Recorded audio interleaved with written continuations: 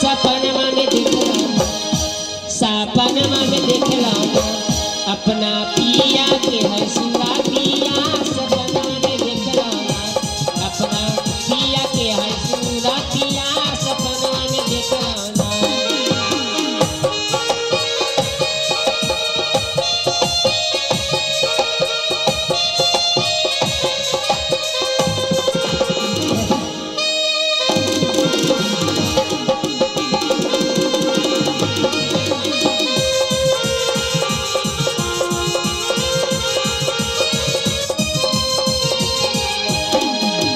सुतलानी रहलो सखी बाबा के भवाना सपनमा में देखला सखी सपनमा में देखला अपना पिया के हंसुआ पिया सपनमा में देखला अपना पिया के हंसुआ पिया सपनमा में देखला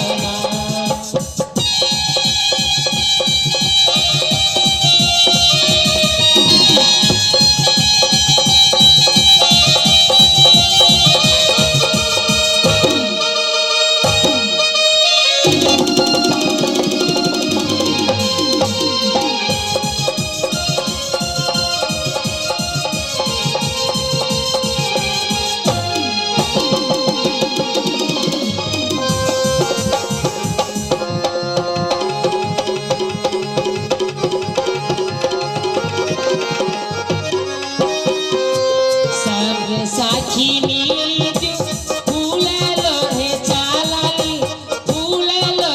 चालाली से बटिए में मिल लेना सखी है बटिए में मिल लेना सतगुरु पिया मोरे ने ज्ञानमा बटिए में मिल लेना सतगुरु पिया मोरे ने ज्ञानमा बटिए में मिल लेना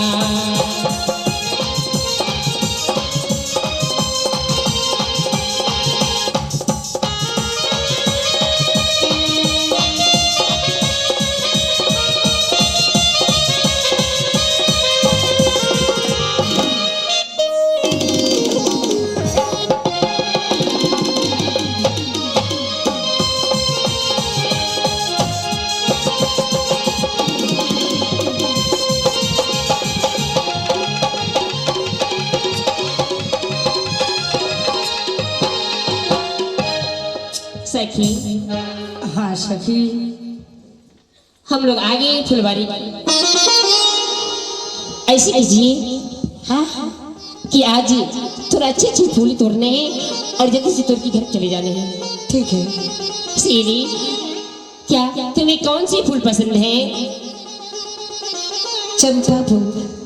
क्या चंपा फूल चंपा हाँ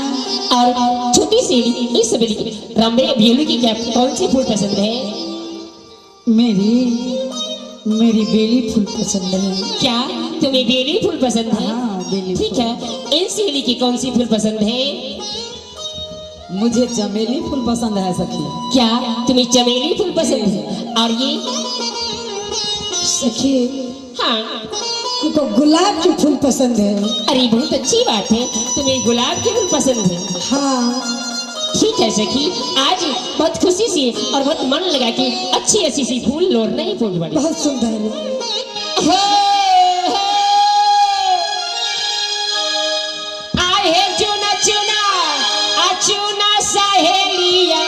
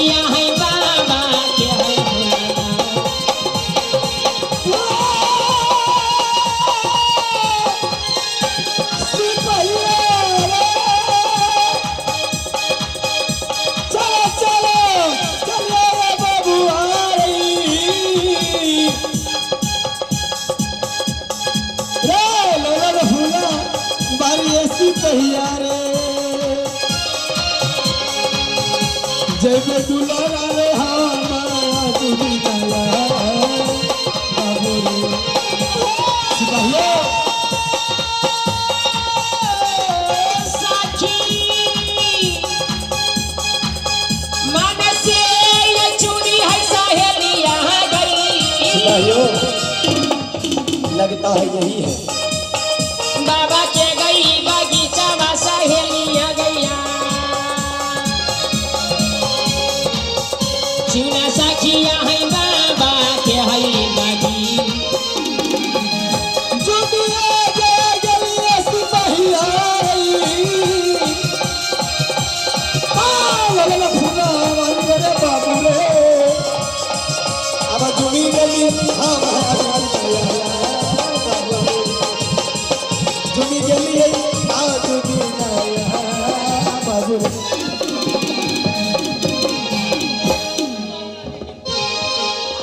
सिपाहियों आओ